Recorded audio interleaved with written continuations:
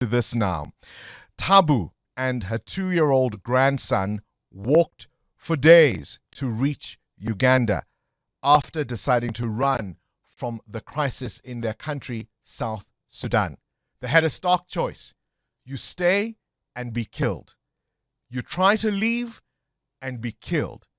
But if you're lucky, you may just escape with your life. The choice was to decide which of the two warring sides would get to them with their bullets. You want to know what hell on earth looks like? Well, it's a tale of two countries mired in what the United Nations has called the world's worst humanitarian crisis. Sudan and South Sudan were cleaved to create two separate countries and now are both at war within themselves, not with each other, but internally. Genocide, famine, displacement, and death on a staggering scale. So we've invited a geopolitical expert to give us an idiot's guide to what is unfolding, because often the attention of the world is on crises elsewhere. But we thought we'll go through what's happening in Sudan and South Sudan, respectively. Dr. Sonja Theron is a lecturer in security studies at the Department of Political Sciences at the University of Pretoria. A very good morning to you, Dr. Theron, and thank you for your time. Thank you very much for having me. So this is not going to be a cerebral conversation about what is going on, because we just want to know the basics. So let's start at the beginning, perhaps. Why were these two countries split? Why was Sudan, rather, cut in two? Yes, so understanding that it is a very long history, these are two regions that historically were linked, but developed very separately in the sense of culturally and politically. We have what is today Sudan, which was predominantly Muslim with a combination of Arab and non-Arab communities and states, and Southern Sudan, which was predominantly African with indigenous religions, later Christian. And what happened is that during colonialism, the British government put these two states together. They did, however, govern them very separately with the intention that they would, at independence, be split. That is not what happened. At independence, it became clear that for geopolitical reasons, the government was going to keep these two states together. The Southerners immediately rebelled, even prior to independence, said they don't want to be part of Northern Sudan. There's a history of oppression from Northern Sudan, of slave raiding from Northern Sudan, so they want to rule themselves separately. They don't feel like they are part of Sudan.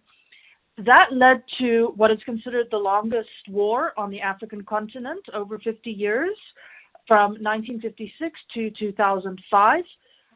When eventually an agreement was finally reached between Southern Sudan and the Khartoum government to say that, okay, after a transitional period, South Sudan will be able to vote on whether they want to separate. And 99% of the population said they want to separate from Sudan, which they did subsequently do. What is important to... Oh, yeah. Sorry, go on, yes. This was in 2011. Yes, that's how Sudan separated. All right. What's important to note is?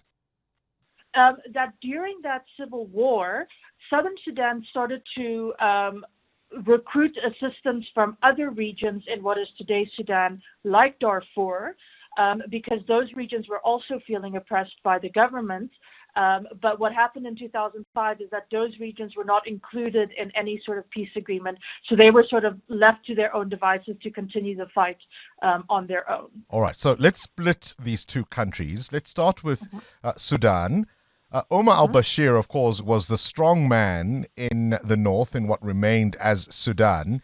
It was really his ouster, in a sense, that sparked the conflict in Sudan. Yes, it's true that that could be considered the spark, but we see in Sudan a continuous cycle of military dictatorship followed by protest for democracy, followed by collapse of democracy, followed by another military dictatorship.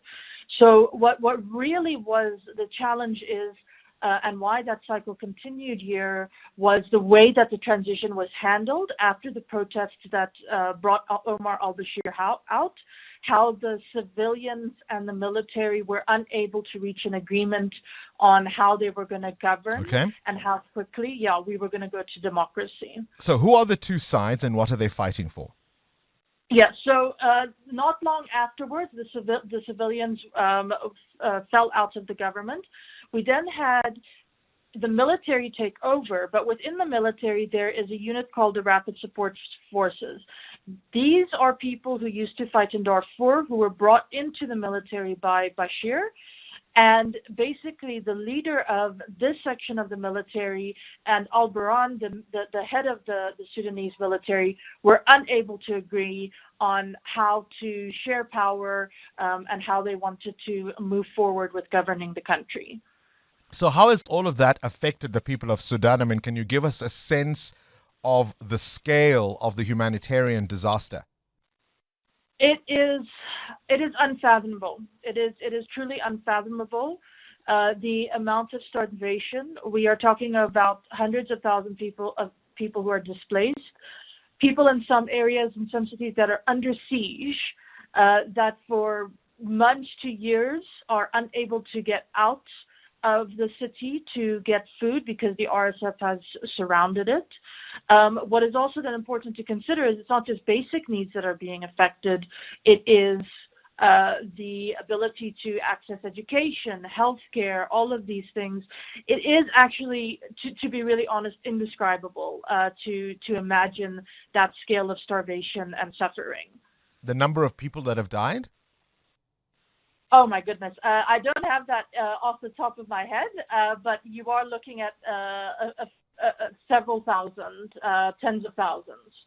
What happened, Dr. Theron, to the Darfur issue? You mentioned that was sort of on the radar of international news media.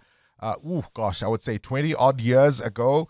What happened to that genocide? What happened to the Janjaweed? Do they morph now into the RSF, as you were saying earlier? Did I get that right?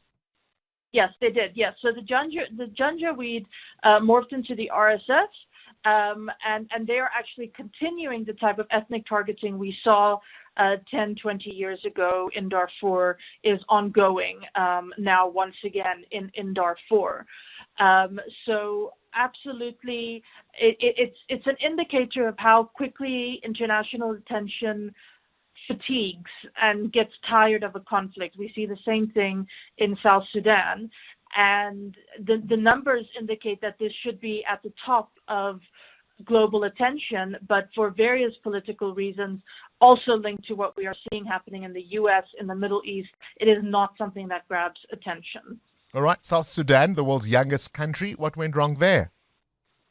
So what went wrong there is that you had, similar to Sudan, a situation of, okay, we're moving towards a new government, but now going to lead. Oh, we lost you there for a second. We're moving to a new government, but now who's going to lead?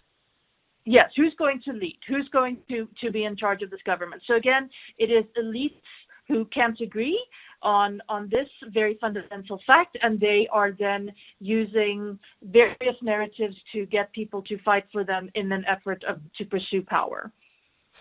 I mean, 99% of the South Sudanese wanted this independence. We've seen, as you say, some disagreements about who's in charge, but haven't there been a number of peace agreements signed to end that? Yes, there has. And the challenge is that the peace agreements are designed in such a way that they are really band-aids, because the peace agreements tend to say, okay, for X amount of years, we're going to lead together. But then every time we get to the breaking point of, okay, now we have to move towards elections, which means someone is going to lose, we start to see what we saw earlier this year, which is cabinet reshuffling, arresting of opponents, trying to bring in one's allies, which then they start to bring in militant groups to try and bolster their support and bolster their position. Gosh, and now there's a food crisis. I understand something like 1 in 3 South Sudanese have been displaced, millions of others trapped between the warring sides. Yes, yes. It's. I mean, you're looking at millions of people displaced. When I was there, but this was several years ago, people were of the opinion that we're looking to leave the country. We'll make our future elsewhere. In addition to that, think about some statistics that show, for example, 40% of the people in South Sudan meet the criteria for PTSD. 70% of children are not in school.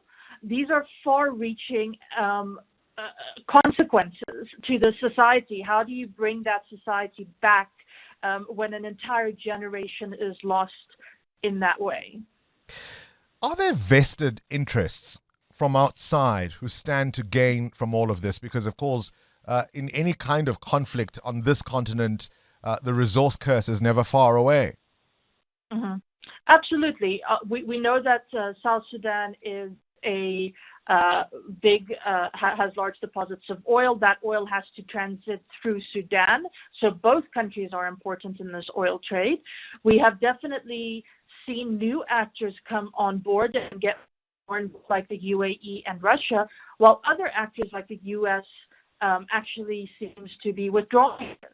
And opening up the space to these geopolitical tensions and interest. The gold trade is another important resource there that some say is driving, for example, UAE interest in the state. I mean, you've been on the ground. Can you describe to our listeners what life is like in South Sudan, even if there was peace? Because I see this barren land with makeshift shelters that are supposedly housing. Just give us a sense of what you saw when you were there. So when I was there, this was 2017, so it was after the civil war had started. I think the only way to describe it, and it's not a very scientific way, is that there is a heaviness to the society. You can feel the weight of the history of violence and the despair amongst the people, that you just feel it walking down the streets, the exhaustion and the war fatigue. It's actually quite indescribable what you feel when you are actually there. I'm going to ask you what might feel like a silly question. Why should South Africans care about this, Dr. Theron? Well, I mean, by the very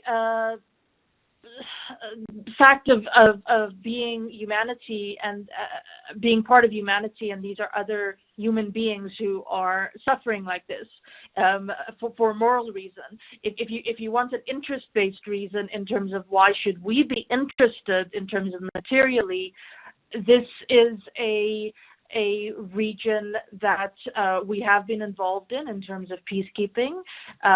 We have diplomatic relations with this area. Obviously, migration also plays a role. But for me, those are really secondary to the very simple fact that people are suffering. There are people there, isn't it? That's all we need. Yeah. There are people there. These are people like you and me, with aspirations, with hopes, with dreams, who are stuck in this endless nightmare I describe as hell on earth. Appreciate your time, Dr. Sonja Theron from the University of Pretoria's Department of Political Sciences. Current events, developing stories, tough questions. Your voice making a difference. This is Breakfast with Bongani Bingwa.